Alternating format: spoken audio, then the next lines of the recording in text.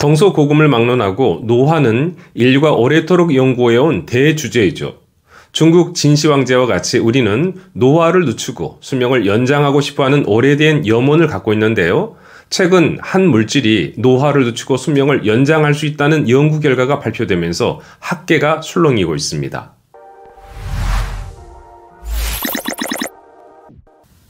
여러분 안녕하세요. 건강TV입니다. 오늘 주제는 노화를 방지하고 늙고 싶지 않다면 당장 이것을 하라입니다.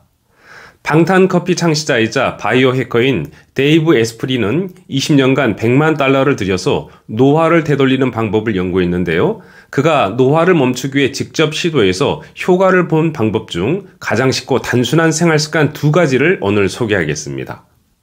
노화를 방지하고 늙고 싶지 않다면 첫 번째로 밝은 청색광과 백색광을 피해야 합니다. 이 빛은 시력에만 아니라 우리 건강에도 해를 끼치기 때문인데요. 몸이 만냥이면 눈은 9만냥이라는 말을 들어보셨을 건데요. 그만큼 우리 몸에서 눈 건강은 중요하다는 말이죠. 하지만 우리가 일상에서 접하는 빛 중에서 특정 빛은 우리의 눈과 건강을 크게 해칠 수 있다고 합니다. 바로 청색광인데요. 흔히 블루라이트라고 말하죠. 이 청색광은 시신경과 시력에 큰 해를 주기 때문에 데이브 에스프리는 쓰레기 조명이라고까지 불렀는데요. 우리 주변에 이런 빛은 너무나도 만연해 있죠. TV, 컴퓨터, 스마트폰, 태블릿에 이르기까지 너무나도 많은데요. 물론 청색광이라고 해서 무조건 나쁜 것은 아니죠. 태양에 의해서 발산되는 자연 청색광은 정신을 맑게 하고 잠을 깨게 하면서 기분도 좋아지게 하죠. 하지만 LED와 소형 형광등과 같은 인공 조명에서 나오는 청색광은 햇빛에서 나오는 적외선, 자색광, 적색광이 없을 뿐만 아니라 강도가 너무 강해서 몸이 적응할 수 없을 정도라고 합니다.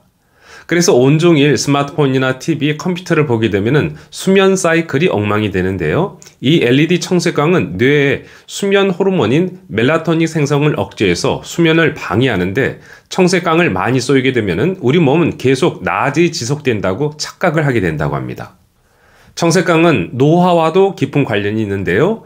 눈의 미토콘드리아는 청색광을 처리하려면 평균보다 더 많은 에너지를 생산해야 하고 눈의 미토콘드리아가 혹사당하게 되면 인체의 나머지 미토콘드리아도 함께 스트레스를 받게 되어서 몸 전체에서 대사 문제와 염증을 일으키게 된다고 합니다.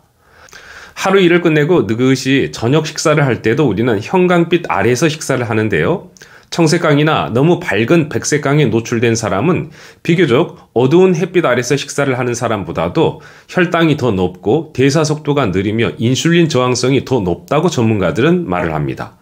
따라서 선택 가능하다면 너무 밝은 조명보다는 노란 조명이나 너무 밝지 않은 조명을 켜고 식사하는 것이 분위기도 좋고 건강에도 좋겠습니다. 그러면 청색광 노출을 줄일 수 있는 방법이 있을까요? 네, 있습니다. 일상에서 하기 쉬운 한 가지 방법은 수면을 위해서 암막 커튼을 사용하는 것입니다. 이렇게 하면 질 높은 수면에 들 수 있죠?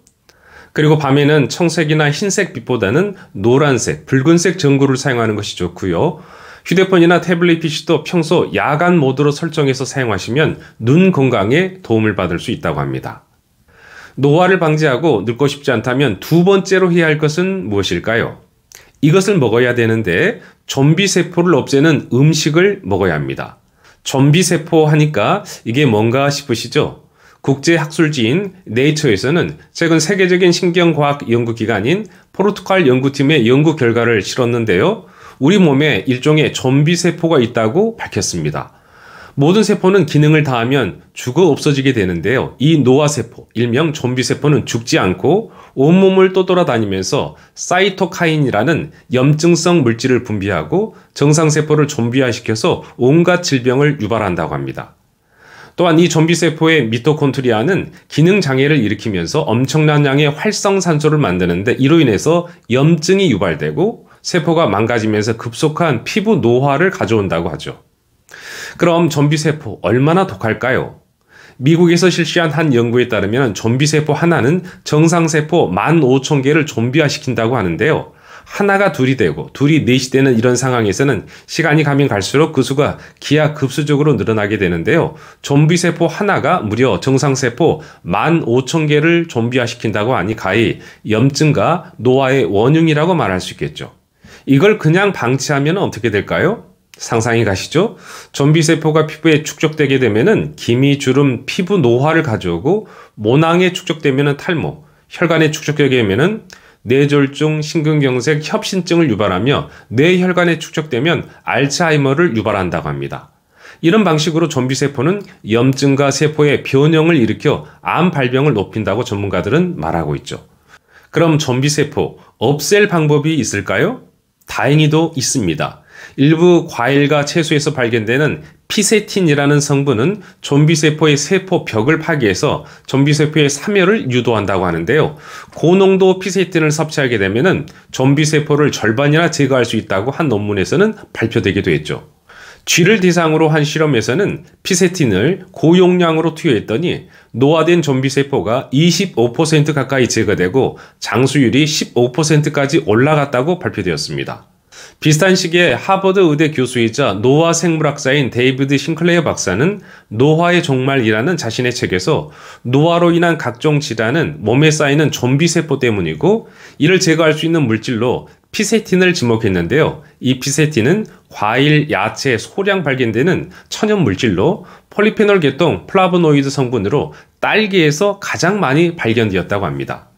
딸기 1kg에는 피세틴이 160mg이 들어있고 그 다음 순으로는 사과라고 하는데요.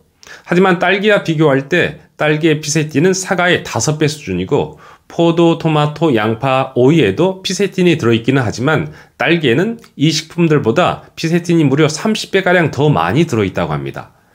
따라서 딸기는 맛도 좋지만 노화를 늦추고 건강에 직접적인 도움을 주기 때문에 자주 드신다면 좋겠습니다.